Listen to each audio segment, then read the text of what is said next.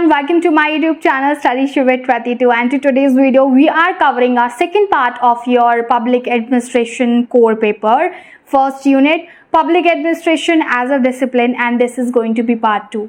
First of all मैं आप लोगों को ये बात क्लियर करना चाहूँगी, इन द वेरी बिगनिंग और मेरा जो उसका पार्ट बनाया था उसमें बोला था इस यूनिट के मैं सिर्फ 2 पार्ट बनाने वाली हूँ, but I am recorrecting it. I need to make part, total part मुझे 3 करने होंगे, तो ये पार्ट 2 है. इसके बाद एक और पार्ट आएगा जो हमने काफ़ी शॉर्ट रखे हैं, so you will be able to cover up it very easily.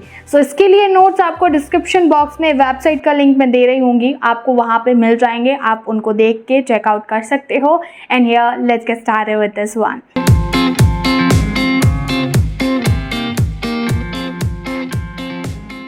In case you are visiting my channel for the very first time, I would like to tell, यहाँ पे मैं ऑनर्स स्टूडेंट्स के लिए सारे papers cover करके रखे हैं. ये तो मैं लेक्चर्स अपडेट करती हूँ. Beside this I provide the crash course for BA honours students.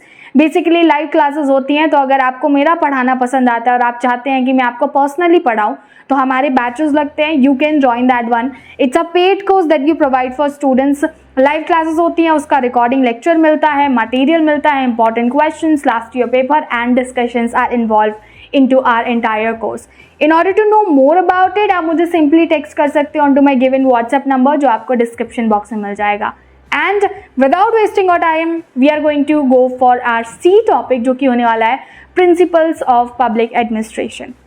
पहली बात ये, इसके लिए बुक हेनरी निकोलस का बुक सजेस्ट किया गया था, public administration and public affairs if I am right. तो उसी से जो पैराडिग्म इन्होंने बताए हैं, like the patterns of public administration जो over a period of time change हुआ है, वो हमें डिस्कस करना है. देखो paradigm, don't get confused. Paradigms का मतलब होता है paradigm, paradigm, like you can have the whatever kind of a pronunciation you want to have for it one. Pattern आप बोलेंगे तो भी सही होगा. तो जो पैराडिग्म है पब्लिक एडमिनिस्ट्रेशन के, जो हेनरी ने सजेस्ट किए हैं, वो 4 यहाँ पे मेनली बताए गए हैं.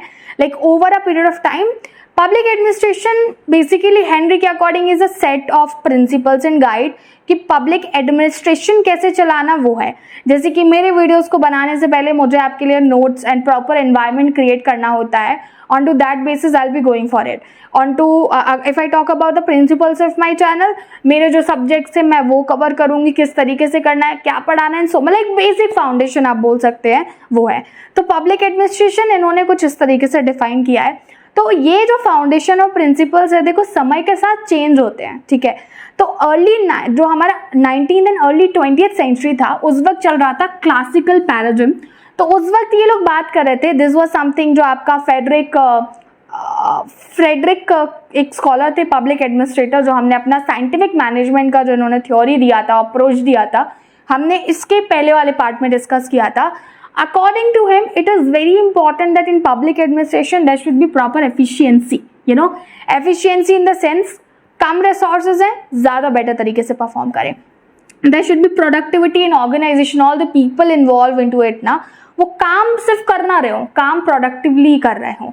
Second, hierarchy, it is very important. जैसे कि एक IAS का क्या रोल रहता है, प्रधानमंत्री का क्या रोल है, राष्ट्रपति का क्या रोल है, गवर्नर का क्या रोल है, CM का, अलग अलग रोल्स क्यों है, क्योंकि उनके काम भी डिवाइडेड है. तो प्रॉपर हायरार्किकल सिस्टम हमने किया है यहाँ पे.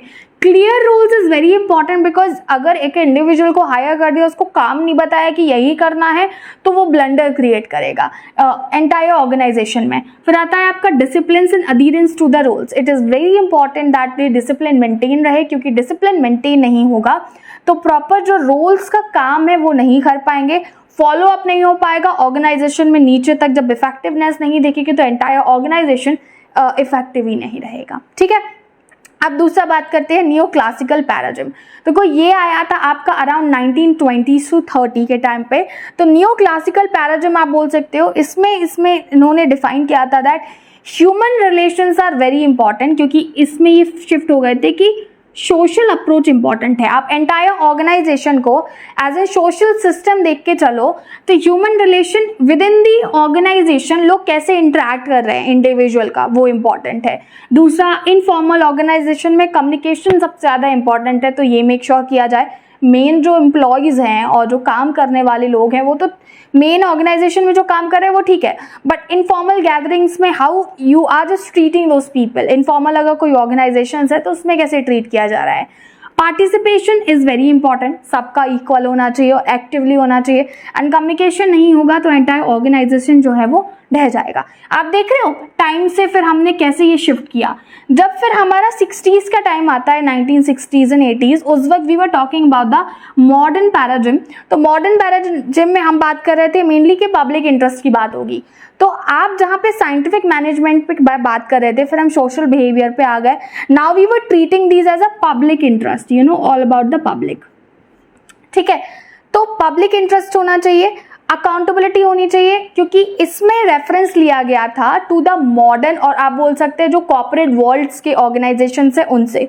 कॉर्पोरेट वर्ल्ड्स में क्योंकि अकाउंटेबिलिटी ज़्यादा देखी जाती है लोगों के प्रति, ये मैंने आपको लास्ट वीडियो में एग्जांपल दिया था। Private sector and public sector में सबसे बड़ा डिफरेंस है अकाउंटेबिलिटी का। सरकारें उस तरीके से अकाउंटेबिलिटी नहीं दिखाती हैं जिस तरीके से प्राइवेट सेक्टर्स में आपको देखने को मिलेगी। Effectiveness is important and efficiency सबसे ज़्यादा ज़रूरी है। कम रिसोर्सेज में मैक्सिमम आउटकम और अच्छा आउटकम देना यहाँ पे बात हो रही है। एंड पोस्ट मॉडर्न पैराडिम जो आज हम फॉलो कर रहे हैं, जो आपका आया था 1980s एंड 1990s के टाइम पे, तो इसमें इन्होंने मेनली रिजेक्ट कर दिया था the idea of single. It is important that together we talk about this entire organization and collectively इसमें डिसीजन मेकिंग रोल लें और इफेक्टिव बनाएं एंड सो ऑन। तो देखो सिंपल सा है, principles of public administration. Entire paradigm मैंने explain किया है बाय जो निकोलस हेनरी ने बताया है।